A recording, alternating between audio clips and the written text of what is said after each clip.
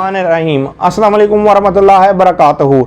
मैं हूं आपका एस्ट्रोलॉजर नईम उरमान सिद्दीकी। आप लोग देख रहे हैं सिद्दीकी एस्ट्रोलॉजी चैनल।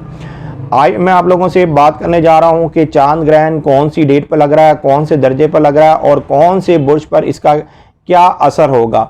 इसलिए कि चांद ग्रहण ये मई की 26 को लग रहा है, लेकिन चांद ग्रहण हमेशा लगने से पहले पहले एक तो सदका भी दे लेना चाहिए और दूसरी बात यह है कि जब भी चांद ग्रहण लगे तो उस दिन कोई भी ख़ास काम नहीं करना चाहिए। और ख़ास तौर पर जो चांद ग्रहण का जो वक्त है उस वक्त में तो कोई भी ऐसा ज़रूरी काम ना करें।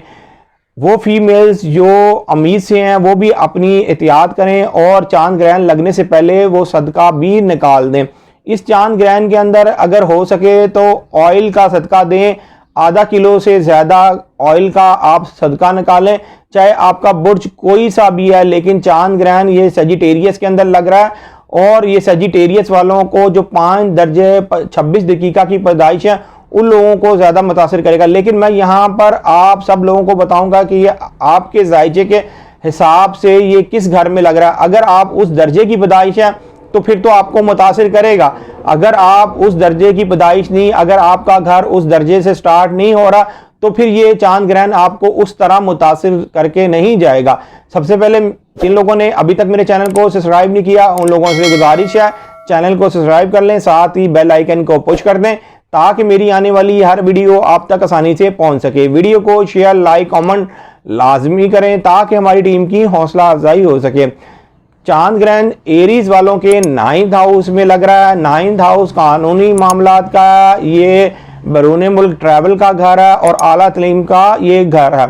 अगर आप 5 दर्जा 26 दकीका की पैदाइश हैं या आपका 9th हाउस उस डिग्री से शुरू हो रहा है तो फिर ये आपको मुतासिर करके जाएगा। इसी तरीके से ये टॉरस वालों के लिए 8 हाउस है। ये जो आपके वरासती मामलात और ये आपके पार्टनरशिप के मामलात, ख़ास तौर पर जो आपके माली तौर पर पार्टनरशिप के मामलात हैं उनको मुतासिर कर सकता है। इसी तरीके से ये जेमिनिस के 7th हाउस में लग रहा है। ये शराकती मामलात, लाइफ पार्टनर के मामलात को ये मुतासिर करके जा सकता है। और ये कैंसेरियन वालों का 6ठा हाउस है और ये उन्हीं का हाकिम सितारा भी है मून। इसी को ग्रहण लग रहा है, ख़ास तौर पर कामकाज और सेहत के हवाले से मुतासिर करके जा सकता है। इसी तरीके से लियो वालों का ये जायचे का ये 5वां घर है। ये आपके जो लक फैक्टर का घर है। ये आप अगर शादीशुदा अफराद हैं तो ये आपकी औलाद का घर है। जो लोग अदीब हैं, शायर हैं, जो लोग अगर किसी भी खेलों या स्पोर्टमैन हैं तो उनके ये घर के अंदर ये चांद ग्रहण लग रहा है, उनको मुतासिर करके जा सकता है। उनको चाहिए कि वो सदका ज़रूर निकालें। इसी तरीके से ये विर्गो वालों के 4th हाउस में है। ये इनका जो अपना ज़ाती घर जहाँ पर ये रहते हैं, जगह पैदाइश का ये बनता है और ये आपकी वालदा से भी इसका घर का ताल्लुक़ है। तो ख़ास तौर पर अपनी वालदा की भी सेहत का खास कर ख्याल रखिएगा, घरेलू मामलात का भी ज़्यादा ख्याल रखिएगा। अगर आपने उस टाइम से पहले सदका दे लिया तो इंशाल्लाह ताला ग्रहण आपको फिर उस तरह की नहुसत नहीं दे के जाएगा। इसी तरह से ये लिब्रा वालों के जायचे का ये 3rd हाउस है। ये आपके अंदरून मुल्क सफ़र का है, ये आपके हर तरह के रिलेशन का, ये आपके लिखत पढ़त का ये घर है। तो आप लोगों को भी चाहिए, अगर आप कोई जज हैं, वकील हैं, टीचर हैं, प्रोफेसर हैं तो ज़रूर अपना सदका निकालें। चांद ग्रहण होने से पहले ज़रूर सदका निकालें। इसी तरीके से स्कॉर्पियो वालों के जायचे के 2nd हाउस में लग रहा है। ये माल और दौलत का घर है। ये घर बहुत ज़्यादा एक अहमियत का हामिल है, इसलिए कि यही सारे आपके फाइनेंस के मामलात को जनरेट करता है। तो ख़ास तौर पर स्कॉर्पियो वाले ये चांद ग्रहण के वक्त बहुत ज़्यादा एक तो अपनी माली तौर पर किसी से लेन देन का काम ना करें। अगर आपने फिर भी कोई चांद ग्रहण के अंदर कोई काम करना तो बहुत ज़्यादा एहतियात और मुताद से करें और ग्रहण होने से पहले ये सदका दे लें। सजिटेरियस वालों के ये पहले घर में लग रहा है। सजिटेरियस वालों के हर जाती मामले के ऊपर यह असरअंदाज होगा जो अगर 5 डिग्री 26 दकीका की पैदाइश है। इसी तरह से ये जो कैप्रिकॉर्न वालों के जायचे के 12वें हाउस में लग रहा है। तो 12वां हाउस आपके जो खुफिया एजेंसी में लोग काम करते हैं या ये कैद और तन्हाई का घर है। ये ज़्यादातर घर अखराजात का है। तो ये आप लोगों के ऊपर ज़्यादातर मामलात में कुछ ना कुछ माली मामलात में भी मुश्किल लेके आ सकता है, कोई भारी जिम्मेदारी भी आ सकती है, या आपके कई मामलात में रुकावट भी पैदा हो सकती है। तो आप लोगों को, कैप्रिकॉर्न वालों को ज़रूर चाहिए कि चांद ग्रहण लगने से पहले ज़रूर सदका निकालें। एक्वेरियस वालों के जायचे के 11th हाउस में चांद ग्रहण लग रहा है।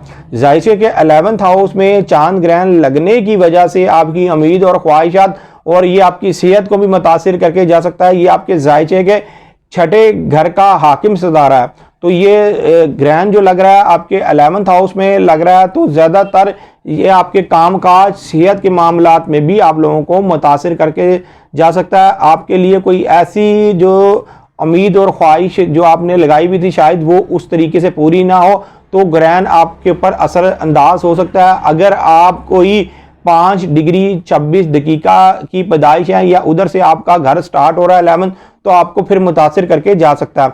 इसी तरीके से पाइसिस वालों के जायचे के ये 10वें घर में लग रहा है, तो 10वां घर ये आपके इज्जत और वकार का घर है, ये आपके वालिद का घर है, ये आपके रोज़गार का घर है। तो ख़ास तौर पर पाइसिस वाले ग्रहण लगने से पहले पहले अपने 10वें घर का ज़रूर सदका निकालें।